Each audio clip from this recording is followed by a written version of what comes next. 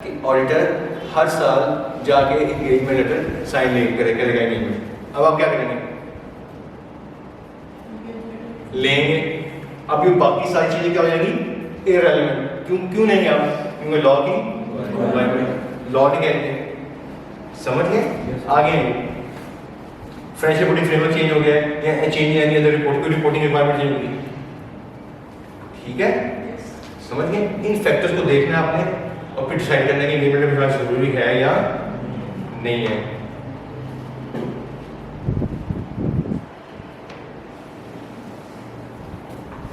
ठीक है, ऊपर जो जनरल बात देखते हैं उससे ऊपर क्या कहता है? सेकंड लाइन में कहता है कि जो जनरली नया लेटर भिजवाने की जरूरत नहीं है।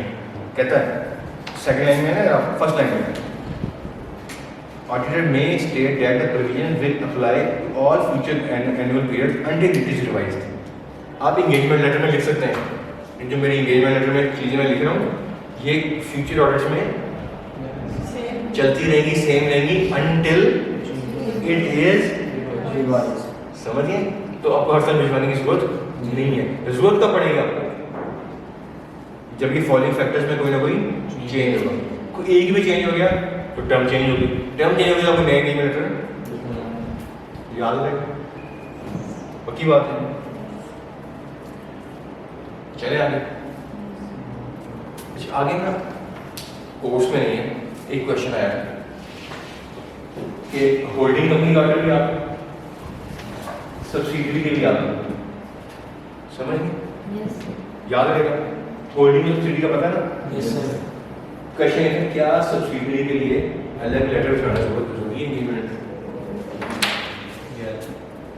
पेपर में बुक में नहीं है, पेपर में क्वेश्चन है क्या होल्डिंग सब्सिडरी के लिए अलग भिजवाना जरूरी है? जरूरी है। स्टैंडिंग कहता है जरूरी है या नहीं है, again depend upon certain factors. क्या फैक्टर्स है? समझना कि आपका सुने इस पे कितना होल्ड है आपका। अगर 100% होल्ड आपकी है इसका मतलब कि नॉन कंट्रोलिंग इंटरेस्ट नहीं है, कोई ऑब्जेक्ट करने वाला नहीं है, तो फिर ना भिजवाएं। अगर अलग से रिपोर्ट देनी है नहीं देनी, अगर देनी है तो भिजवा दें, नहीं देनी ना भिजवाएं। ठीक है, ओनरशिप कितनी है, अलग से रिपोर्ट देनी कि नहीं देनी, लॉ क्या कहता है? लॉ कहता है भिजवा दें, तो अगर लॉ साइलेंट है ना भिजवाएं। समझ गए? देखिए सब्सिडी ऐसी बन सकती है ना, इसके पास 51% शेयर है, सब्सिडी बन गई। इसके पास 49% लोग और भी हैं जो एनसीए हैं, जो खबर डाल सकते हैं। ठीक है, तो अगर वो लगता है कि उनका ठीक ठाक होल्डिंग है उनकी, तो आप भिजवा दें। लेकिन अगर ये 0 है, 100% आपके पास शेयर है, आप ही तो ओनर है उसकी, तो उसका भिजवाने की जरूरत ना हो। समझ गए? याद कि आपने सर्कमस्टांस में देखना है। अच्छा बोलता है ये पाकिस्तान में हो, ये अभी जर्मनी में हो। जर्मनी का लॉ कहता है कि आपने भिजवाना है एंगेजमेंट। समझ गए? हो सकती है जर्मनी में, नहीं उसकी हो सकती है ना। आप कॉलगेट पामोलिव पाकिस्तान का देखें ना, तो major share holding Colgate USA की है, कॉलगेट पामोलिव पाकिस्तान के अंदर। समझ गए? तो क्रॉस बॉर्डर सब्सिडीज होती हैं। ठीक है, तो आपने देखना ओनरशिप क्या है, लॉ क्या कहता है, आपने सेपरेट रिपोर्ट देनी कि नहीं देनी, इसकी ओनर कौन है, उसको देख कर डिसाइड करें भिजवाना है नहीं भिजवाना है। पेपर में क्वेश्चन आएगा। समझ गए? नहीं? आगे छोटा सा टॉपिक है, हम खत्म कर रहे हैं पेज नंबर 24 पे इंशाल्लाह अगले 2 दिन में।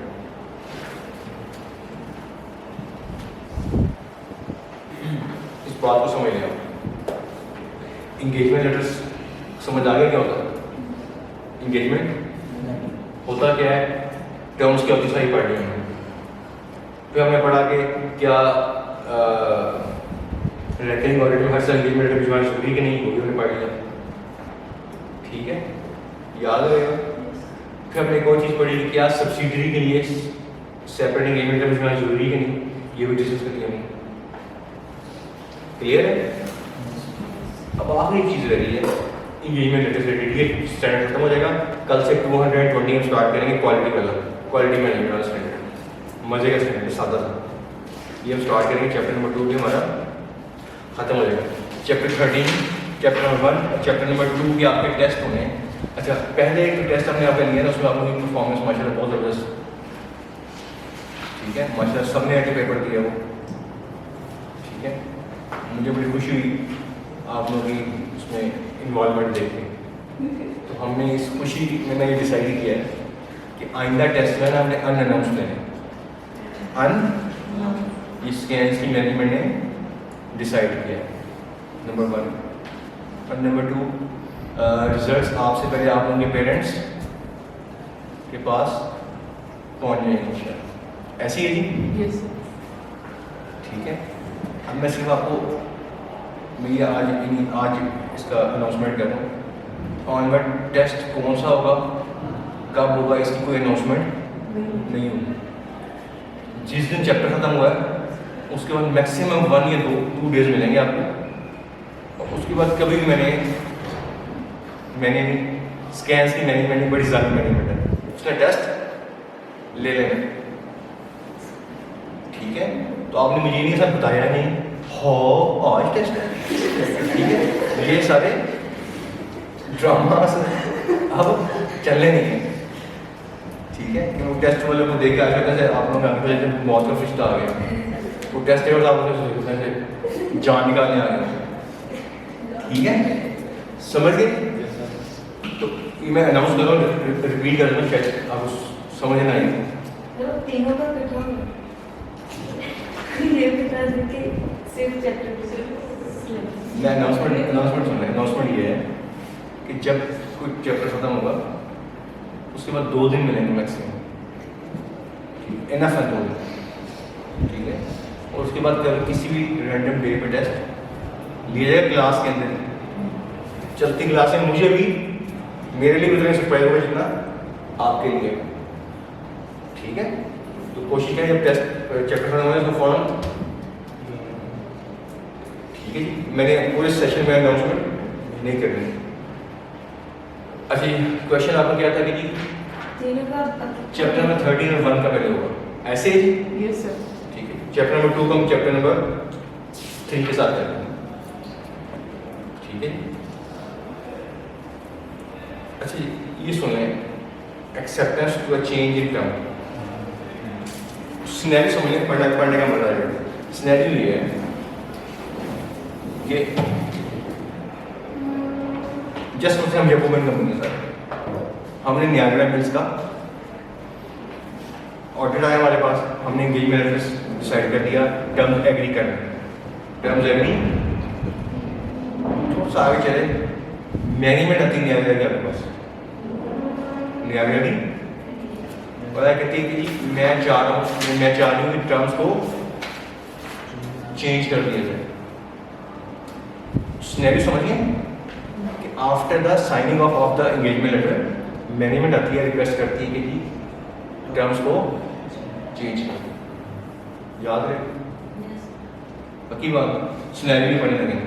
अच्छा, अगर इसमें लिखा क्या हुआ, लिखा ये होगा कि जब भी मैनेजमेंट आपके पास आए टर्म्स को चेंज करवाने, तो आपने सबसे पहले देखना है कि क्या जो change in terms of engagement करना चाह रही है ये जस्टिफाइड है, इसके पीछे लॉजिक है, कोई रैशनल है, कुछ सेंस है, कोई रैशनल प्रिवेल करती है इसके पीछे, ये जस्टिफाइड इसकी रिक्वेस्ट है टर्म्स को चेंज करने की।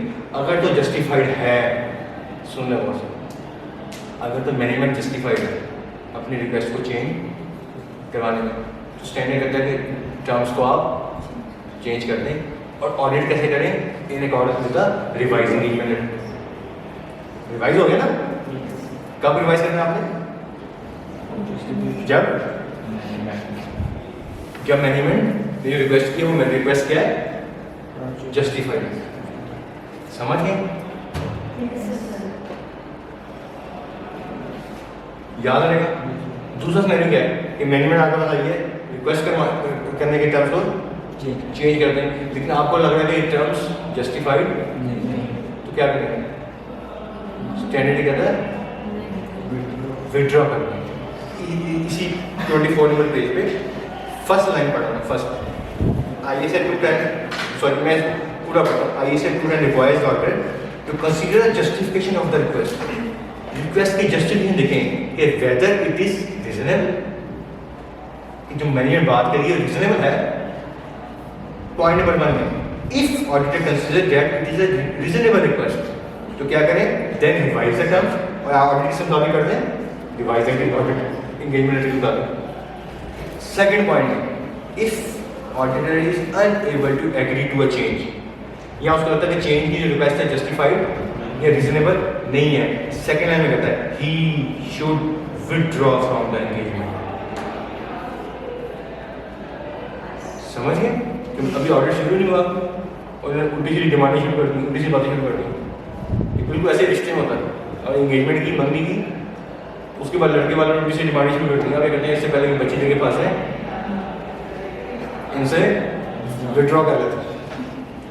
ऐसी है ना, एग्जैक्ट यहाँ पे यूज, ठीक है। और फिर आप क्या कहते हैं, खाली विड्रॉ ना करें और कंसीडर करें कि दोस्त या गवर्नेंस को या ओनर को या रेगुलेटर को बताने की जरूरत नहीं। दोस्त या गवर्नेंस को या ओनर्स को, ओनर में बताएंगे आप तो एक्स्ट्रा ऑर्डिनरी मीटिंग कॉल करवाएंगे या कुछ और करेंगे, ठीक है। ये 500 ओनर है, एमसीबी के 500 ओनर है, 500 या डिवाइडेड करके बताते हैं हम, कैसे बताएंगे आप? या ढोल बजा के चलेंगे या मजदूर में नाम करेंगे, और कोई लीगल फॉर्मेट में चाहिए, हम एक्स्ट्रा जनरलिटी करनी है, वहाँ डिस्कस करना है, ठीक है। या रेगुलेटर कौन है?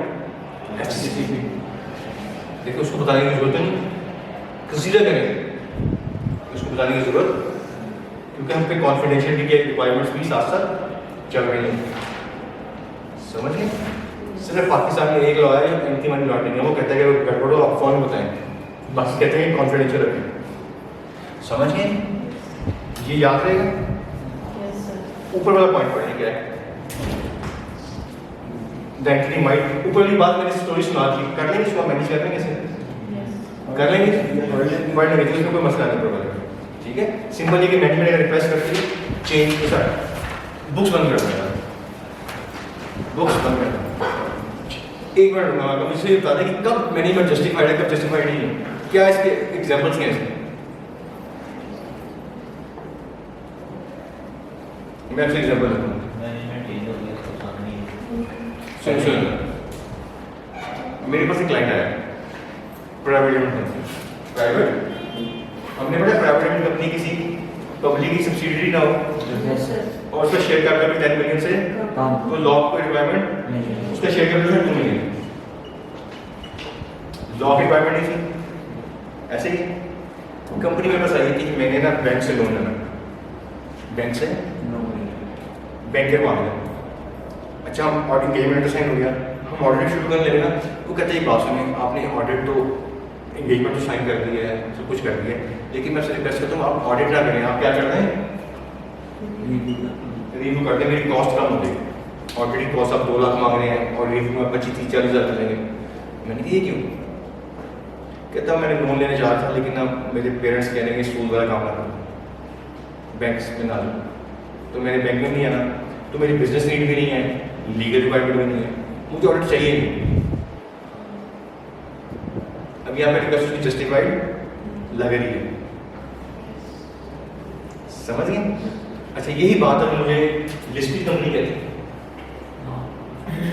ये पब्लिक कंपनी कहती है, इसका मतलब क्या यहाँ पे और गड़बड़ है, यहाँ पे कोई और गड़बड़ है, समझ गए बात? या कई दफा क्या होता है हम ऑडिट करने लगे, हमने कंफर्मेशन भिजवाई, हमारे यहाँ पे फ्रॉड चढ़ रहा है, वर्टिकल मिस्टेक चढ़ रहा है, मैनेजमेंट कहती है इससे पहले कि ऑडिटर इसको रिपोर्ट में मॉडिफाई करे, ये करे, वो करे, हम ऐसा करते हैं, इसे कहते हैं तो ऑडिट ना करो रिव्यू करो, ऑडिट ना करो तो रिव्यू में कंफर्मेशन भिजवाना जरूरी नहीं। हम रिव्यू में क्या है, कौन सा ऑडिट है, वो कौन सा प्रोसीजर है, इंक्वायरी, एनालिटिकल प्रोसीजर और अदर रिव्यू प्रोसीजर। अब बताइए जस्टिफाइड है मैनेजमेंट? नहीं। अब तो हम बिल्कुल फ्रॉड में पहुंच गए थे, मैनेजमेंट ने कर लिया और जी ऑडिट ना करके रिव्यू करना है, टर्म्स को चेंज कर दिया। समझ गए? कब ये पेपर में क्वेश्चन आया आपको बता रहा एग्जाम्पल भी डिस्कस करिए एक हमने पेपर डिस्कस के पास समझ गए। कल शुरू स्टार्ट करेंगे टेस्ट वाली राउंड